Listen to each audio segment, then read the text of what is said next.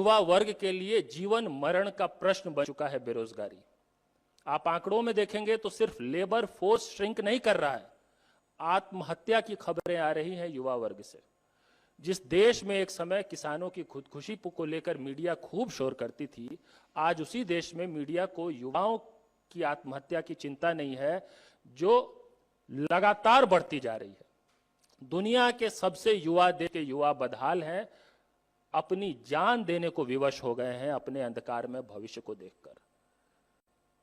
इसी दिल्ली में, प्रदेश में और केंद्र में आम पार्टी और भाजपा के रूप में दो ऐसी पार्टियां आई जिन्होंने युवाओं को कई सपने दिखाए, रोजगार पर कई वादे किए। लेकिन आज 10 साल बाद एक के सभी वादे धोखे साबित हुए हैं और एक के सभी वादे जुमले साबित हुए हैं। भाजपा और आम आदमी पार्टी ने मिलकर इस देश के युवाओं को अगर कुछ किया है तो सिर्फ नशा, नफरत और नकारेपन के अंधकार में ढकेला है। और यह सिर्फ भाषण की बात नहीं है। आप देखिए, दिल्ली की ही अगर हम बात करें, दिल्ली में DSSB है, Delhi state subordinate service selection board. 2013 से लेकर 2019-20 के करीब तक की 29 भर्तियां थी जो पेंडिंग थी। 29 युवा हल्ला बोल के हमारे साथियों ने आंदोलन किया, प्रदर्शन किया, उसके दबाव में सरकार ने फिर कैलेंडर जारी किया। कैलेंडर तो जारी कर दिया, लेकिन फिर भर्तियों का क्या हुआ यह सरकार को बताना चाहिए। अभी पिछले साल अगस्त 2024 में दिल्ली के विज्ञान भवन में माननीय LG साहब ने 629 युवाओं को नियुक्ति पत्र बांटते हुए और ये कहते हुए कि मोदी जी बिल्कुल कमिटेड है रोजगार नौकरी देने के लिए, ये वादा किया कि मार्च 2025 तक हम सिर्फ DSSB के जरिए 20,000 भर्तियां पूरी करेंगे। ये वाइडली रिपोर्टेड है, उन्होंने ट्वीट किया, अखबारों में इसकी रिपोर्टिंग है। सरकार को बताना चाहिए कि मार्च 2025 तक वो 20,000 भर्तियां DSSB से उनका क्या हुआ। दिल्ली आज केंद्र बन गया है। देश भर से बेरोजगारी से पीड़ित नौजवान जो विवश हो गए हैं कि क्योंकि उनके पास कहीं और कोई अवसर नहीं है तो वो सरकारी नौकरी की तैयारी करे, वो सब दिल्ली के मुखर्जी नगर, नेहरू विहार, ओल्ड राजेंद्र नगर, कटवरिया सराय जैसे इलाकों में छोटे छोटे कमरों में रह के बिल्कुल विपरीत परिस्थितियों में रहकर एक सपना देखते हैं एक अदद नौकरी का। लेकिन दिल्ली की सरकार की संवेदनशीलता अगर हमको देखनी हो तो आप ये जान जाइए कि कोचिंग संस्थानों में अप्रिय हादसे हो जाना दिल्ली में आम बात हो गई है। कभी मुखर्जी नगर में किसी कोचिंग संस्थान में आग लग जाती है, कभी ओल्ड राजेंद्र नगर में बेसमेंट में पानी ऐसा भर जाता है कि 3-3 छात्र उनकी मृत्यु हो जाती है। इसको मर्डर कहेंगे, मृत्यु सिर्फ नहीं कहेंगे, ये तो सरकारी मर्डर है।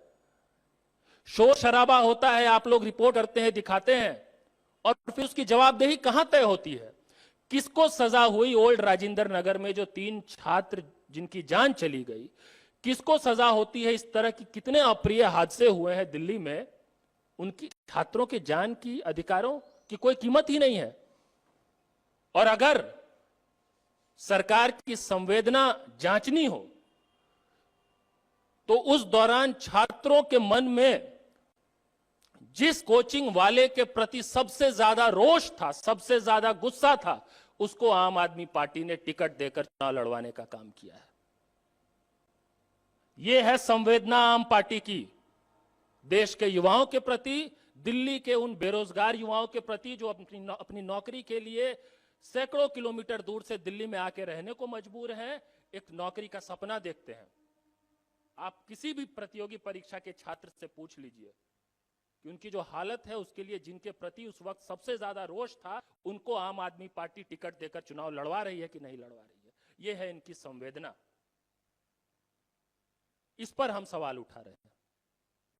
और कांग्रेस पार्टी की संवेदनशीलता आपको देखनी, एक तरफ तो आपने संवेदनहीनता देख लिया, संवेदनशीलता आपको अगर कांग्रेस पार्टी की देखनी है, अभी कांग्रेस पार्टी के नेता राहुल गांधी जी, आपने देखा, पटना के गर्दनी बाग में धरना स्थल पर गए।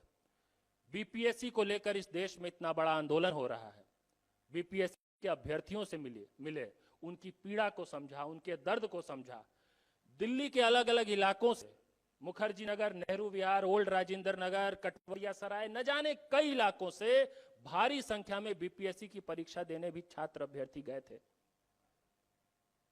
डबल इंजन की सरकार कहते हैं वो लोग बिहार में है, और यहां पे भी उन्हीं की सरकार केंद्र में है, मोदी जी की, जो सुनने को तैयार नहीं है। हमारा कमिटमेंट यह है कि हम इस देश में जो रिक्त पड़े पद हैं, सरकारी पद, उन सब को समयबद्ध और निष्पक्ष ढंग से भरने का काम करेंगे। छात्रों, बेरोजगार युवाओं के अधिकारों के संरक्षण के लिए अधिनियम लाने का काम करेंगे, स्टूडेंट्स प्रोटेक्शन एक्ट लाने का काम करेंगे। एक ऐसे समय में जो देश की जनसंख्या की 70% से ज्यादा आबादी जिस विषय से पीड़ित है, उस विषय की अगर हम बात सुनेंगे तो देश प्रगति करेगा, देश आगे बढ़ेगा। हम देश के युवाओं को नशा, नफरत और नकारेपन के अंधकार से निकालकर नौकरी, रोजगार और उज्जवल भविष्य और उम्मीद की तरफ ले जाएंगे।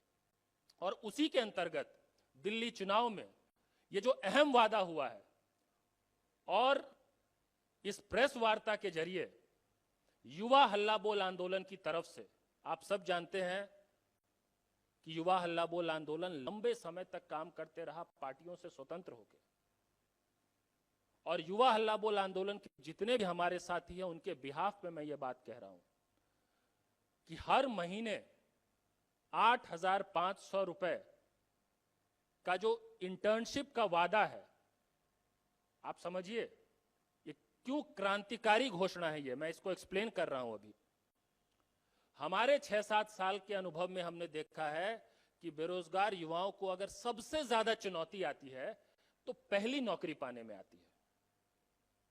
एक बार कोई सिस्टम में आ जाए ना, नौकरी रोजगार मिल जाए, तो फिर वो संघर्ष करके आगे बढ़ने की कोशिश कर लेता है। लेकिन पहली नौकरी में सबसे बड़ी चुनौती है। हमने पहली नौकरी पक्की का वादा किया है। हमने कहा है कि हम 1 साल के लिए आपको प्रति महीने 8500 रुपए की इंटर्नशिप का वादा कर रहे हैं। वो इंटर्नशिप क्यों हम कह रहे हैं? क्योंकि इसके जरिए वो जॉब मार्केट के लिए तैयार होंगे। इस 1 साल के काम के बाद उनका स्किल एनहांसमेंट होगा, कौशल विकास होगा, और वो एक बेहतर स्थिति में होंगे कि इस देश में नौकरी रोजगार बेहतर ढंग से पा सके। ये वादा हमने किया है।